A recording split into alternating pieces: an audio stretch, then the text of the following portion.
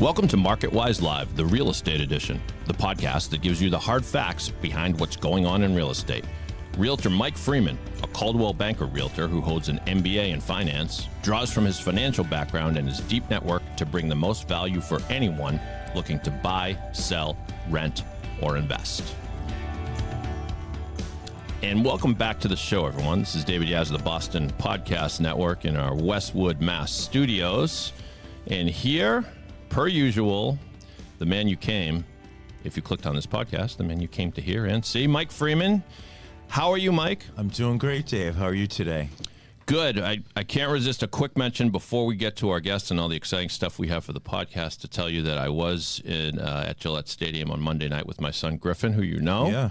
And we were there to see Giants quarterback Jackson Dart get knocked into the 300 section. That was awesome. And as a fellow Pats lunatic, I know you must be on cloud nine like me right now. Yeah, it was great. If I knew you were there, because Sam was there too. So is that right? My son Sam is the same year as Dave's son Griffin. Not that we have to get into all the details, but that's how Dave and I originally know each other from coaching. But yeah, we were there as well, and it was a lot of fun. It's great that order has been restored in the universe, and the Patriots are not only a great team, but hated by all. Exactly. Except us. I know you have we like to bring in professionals from various professional industries, and you guys compare notes, and you talk shop, and you talk about all sorts of things. Another great guest joins us today. So today we have Anya Costa from ID Inc. So Anya, thank you very much for being here.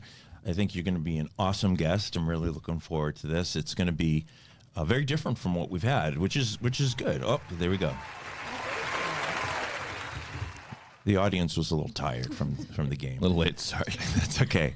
But no, we've been mixing it up, and we've had people from all different backgrounds, and I think yours fits in nicely. So welcome to the show. Thank you so much for having me in. You're welcome. Okay, so we're going to start off, and I want to talk a little bit about your background, because you have a really interesting background if I look back at the history. So I mentioned that Anya founded ID Inc., which by its name, you probably don't know what it is, and that's okay. And we're going to get to that. I want Anya to talk about it. But I'd first like it to just go back a little bit and tell us what you've done in the past, and then maybe end with this current company and how you got there.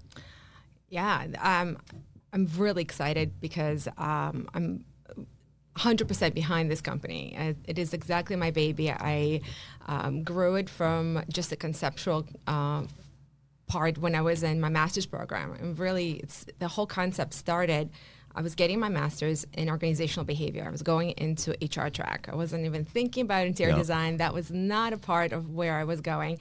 And even though I have background in design, I have a minor in design and psychology, and I knew I was going to implement design and art in some way. It's always been part of my life. Something always drew me to it. But I played around in marketing. I played around in finance because I also have a background in math. That's a crazy combination of you don't know what you want to do when you grow up. No, you don't. And when I went into my master's, I kind of discovered this moment where when we go to work, we're there for 8 hours a day, minimum, pre-COVID. Yes. And we spend so much time with people around us and, sitting at a desk in cubicle or whatever it is. And I started really thinking through, even though my program was concentrating on people, leadership, how do you motivate people, something really stuck back and said, in the sense that our surroundings affects us too. Mm-hmm. And so you can coach whoever you want to coach, but if you come in and you hate your job every single day because you're stuck in a cubicle and there's no natural light and there's constantly noise around you, it doesn't matter how much leadership you're going to get. Yeah. It's not going to work very well for you. Leadership council, I mean. And so that's where I really started looking into the environmental concept and environmental psychology and the background behind it and the research and the neuroscience behind how people perceive our surroundings, how people really perceive our world. And it took me into a rabbit hole because as all this amazing research takes you one way, and then you get stuck 3 years later, you're still doing research about really interesting things. And I discovered and kind of developed this concept of our senses, our 5 senses really affect our perception of our reality and how we perceive our surroundings. And they kind of give information on base of how we need to act. And it's really biological and neuroscientific, coming back from even the caveman age, you know?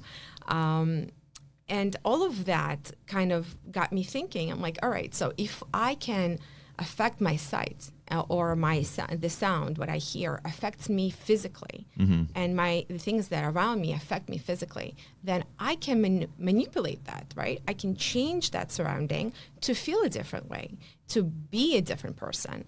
And so that's where really the concept was born of this interaction of psychology, neuroscience, and interior design. Okay. So it took time to get there. This wasn't, something that happened in college overnight or right after college. Like, it took a while. Yeah. Which is to be expected for you to get to the way you think right now and everything you just said. Yeah, it took a while. And I think there was one instant particularly that got me really on this track. And it's a story I constantly tell people because I'm by nature not really like anxious individual or depressed. I tend to kind of not notice that I'm in a bad mood a lot of times. But in this case, I was working while getting my master's. I was working at a university, and a beautiful university campus, very old, beautiful building. But, they didn't care about natural light back 1800s. Yep. And so I was stationed kind of in the middle of 4 departments with no natural light around me and people walking behind me, in front of me, and I had no downtime whatsoever. And when the professors would close their doors, there was no natural light and just the fluorescent light up over your head. And I noticed very quickly, I'm not feeling good about this. This does not feel good. I feel uncomfortable. I feel anxious. Something is off. I mean, I can name a couple other things that was going in my life during that same time, but that was not the reason why I felt so bad. And so coupled with this experience of like physically feeling off about where I am every single day and almost feeling like I'm stuck in this dungeon on a daily basis from 9 in the morning to 5 p.m. and then I get to drive home for an hour and a half in each direction. So I think all of that really, and lack of natural light, lack of vitamin D, lack of your own space, your own comfort, or ability to like recenter yourself, all kind of, I lived through it. Yeah. And so that helped me also get to the place where I was in at that point. And yeah. Pardon me, but producer Dave here, just wondering what university was it? Is it Poorly Lit University? Was that what it was called? Yes. No, it was in New Jersey. It was Fairleigh Dickinson. Fairleigh Dickinson, okay. Yeah, sure. It was a beautiful campus. But that particular building wasn't lit inside. I mean, I hope they changed it by now. It's been a long time ago.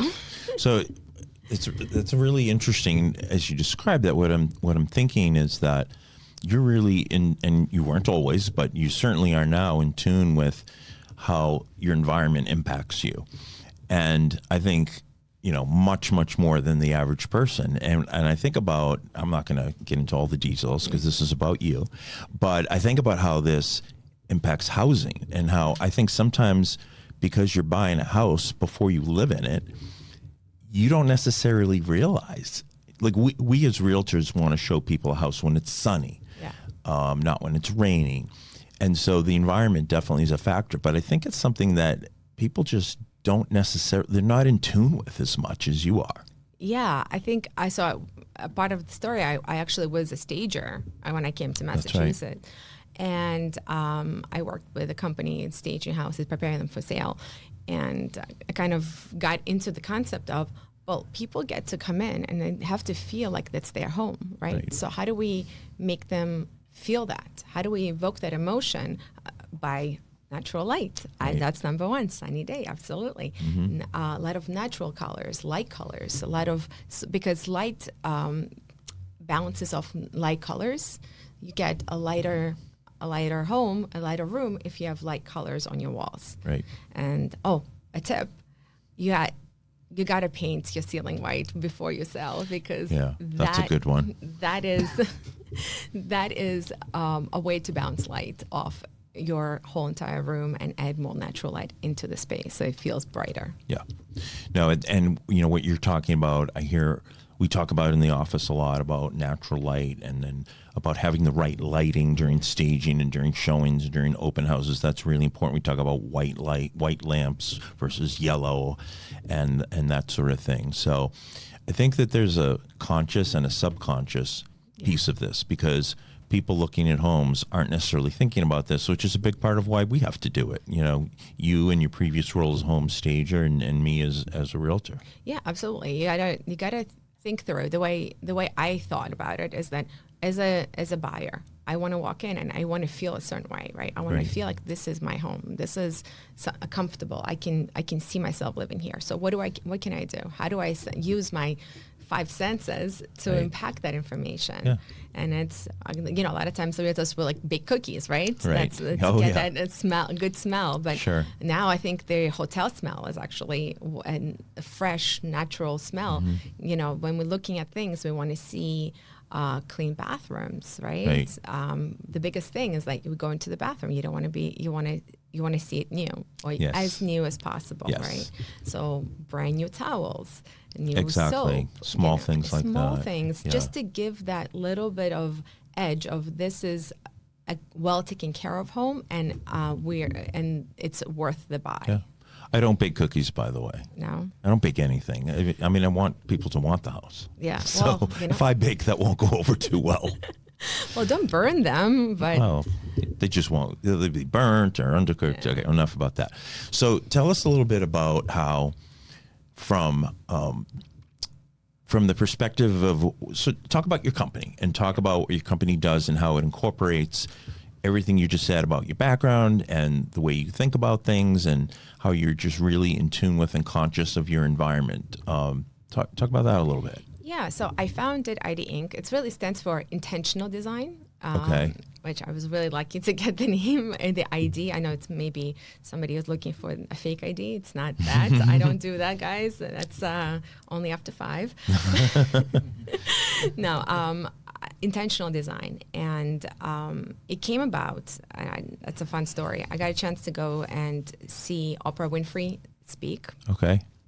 At a trade show, a conference, and she was talking about intention in our lives. How we all should have an intention to do good for others, and we all have a set of skills and tools which we use in order to better the world. And at that moment, I was doing some design work. I was working for different companies, designing office spaces already. And I just finished a really great project at that time. So I should have been feeling amazing about it. But I felt lost. I wasn't sure if I wanted to go into HR. I'm not sure why I felt lost. Okay. But after a big win, you should have been on cloud nine, and I wasn't. You weren't. And I heard her speak, and she put like 10,000 people into a trance. I heard people like ready to quit their jobs afterwards. But she really spoke about the intention of everything. And it stood out to me because my skill sets are psychology. It's helping other people, really wanting to make their lives better.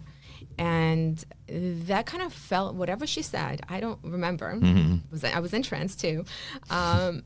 It really spoke to me, and I think I founded ID Inc. really shortly after that. Okay. And I started concentrating on creating spaces for people and small businesses, corporate, and really understanding the human perception and how do we make people feel better in their spaces? How do we make people feel good about their work? How about creating more productive environment, more creative environment? How to promote corporate culture into your environment so that it's without blasting it out and saying this is what we believe in, but the cues of the nonverbal cues of it we sit down together for lunch, and it's one big table, right? We're inclusivity.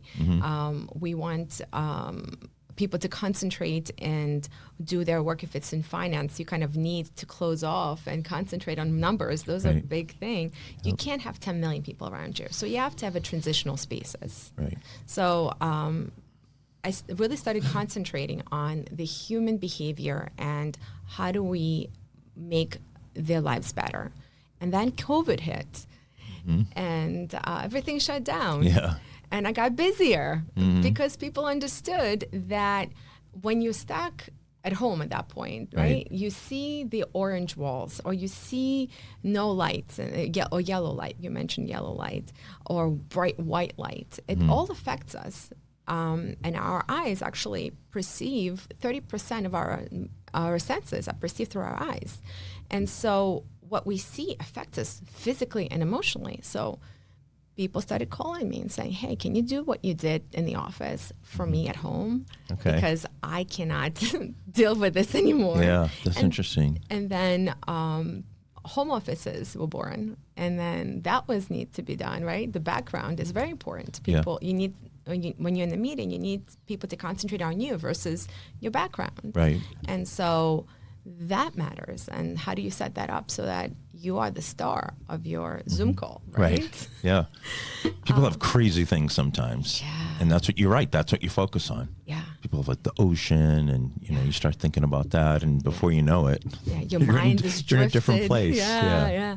And so so I kind of, that whole concept, it's the same, right? No matter where we're going, we are human beings. We are living in a space. So whatever we are, that it's a fact that you go into, if you go in for a nice walk in the woods, it calms you down right away. Yeah. But that's, a lot of it is scientifically proven because you're surrounded by nature, and we as human beings were meant to be in the nature for the longest time. This is our living in big near NYC, Boston areas is a fairly new thing. It's not something that we did 500 years ago, and so our biology is not quite ready for this.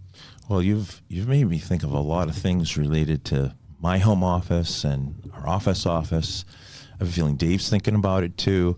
So what I want to do here is I definitely want to continue, and we are going to continue this conversation in the next episode. But I want to pause here. Okay. And that's some great discussion. And I want to pass it along to Dave for our next segment. Yes, we are up to the segment called More About Mike. So let's get there. More about Mike. More about Mike. More about Mike. More About Mike is a segment where we pose a question to not just Mike, but his guest as well. So we're going to spin the wheel and find out what question comes up. All right. Big money, big money, big money. Question of the day is, what TV show do you remember watching as a kid? What's the most memorable TV show you remember nostalgically? Now, Mike, it is your podcast, so you get to choose whether to go first or defer and get the ball at the beginning of the second half. So you want to go first or let As a Belichick fan, I'm going to defer. Of course. And take it in the second Always half. defer. So it seemed like Anya was very into this question, so I'm going to let her go first. Oh, gosh. I have such a crazy mix of TV shows. I came to the United States at 14. Okay. And I didn't go right away to school because we were trying to find where we were going to live. And I remember staying home in the mornings and watching TV shows, and that in America. And that was I Dream of Jeannie. Okay. I Love Great Lucy. Show. Yep. The Brady Bunch, and I think a whole bunch of all of that era, 1950s, 60s, 70s shows, and then MTV Cribs, just to mix that all up. That's quite a mix. Yes. Okay. Would you pick one out of all of that, or just? Well, my all-time favorite is I Love Lucy. Okay. That's my all-time favorite. That is a great show. Yeah. I named my cat after. And what's your favorite episode, and why is it the one when Lucy is stomping the grapes and making wine? Right. It's everybody's. Yeah. The chocolate. Oh, the Chocolate Factory. That was also great. Yeah. Yep. I dressed up as Lucy one year for Halloween, and I was giving out chocolates. Oh, that's great. All right, Mike. We need the answer from you. Yeah. So mine. It reminds me of the question. Remember the question we had recently, Dave, about guilty pleasures? Yes. this could have been the answer for that too. Okay. Happy Days. You know, Happy Days, really, that was my show. And there were a lot of them that I liked. $6 Million Man. There were a lot of really good shows. But remember when the $7 Million Man fought the $6 Million Man and the $6 Million Man won? Okay. Really? I don't know. It just sticks out. I remember the Bionic Woman, his love affair with Jamie Summers. Yeah. Cool. And he had the bionic eye and she had the bionic ear. Which I thought was weird, but hey. Yeah. And, yeah, that was... that might be my second. But anyway, we digress. So Happy Days. And, you know, of course, like many boys of that age, you know, you envied Fonzie and you wanted to be Fonzie. I remember dressing up as Fonzie. And it wasn't even Halloween. And all my friends, too. So...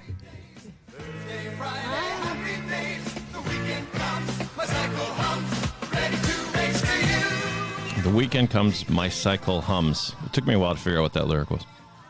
I don't know if I ever noticed that. But no, it's just a fantastic show. And until it jumped the shark, which is where the phrase "jump the shark" initiated. But we won't literally jump the shark. Literally. Yep. Okay. Do you have one, Dave? You know, a lot of the ones you mentioned, I remember fondly. $6 Million Man was my favorite show at one point. I loved Happy Days. But the show I remember like coming home from school and watching in syndication all the time for some reason was Three's Company. Oh, great show. The physical comedy of the late, great John Ritter. Yeah. And my brothers and I will still throw some completely random Three's Company lines at each other. So that is way up there for me, too. Oh, cool. Wow. It's bold of you to admit that, but much respect. Yes, thank you. Well, thank you. You guys both did great in more about Mike. Before we depart, Anya, could you let our listeners and viewers know where they can get in touch with you or find out more about what you do? Absolutely. You can get me on my website, www.anyacosta.com, and it's ANYACOSTA, or Instagram at anyacosta.design. And Mike, if you could remind our listeners the same about you, please. Sure. So you can call me 617-759-1513. My email is mike.freeman@nemoves.com. And you can also check out my website, mikefreemanhomes.com.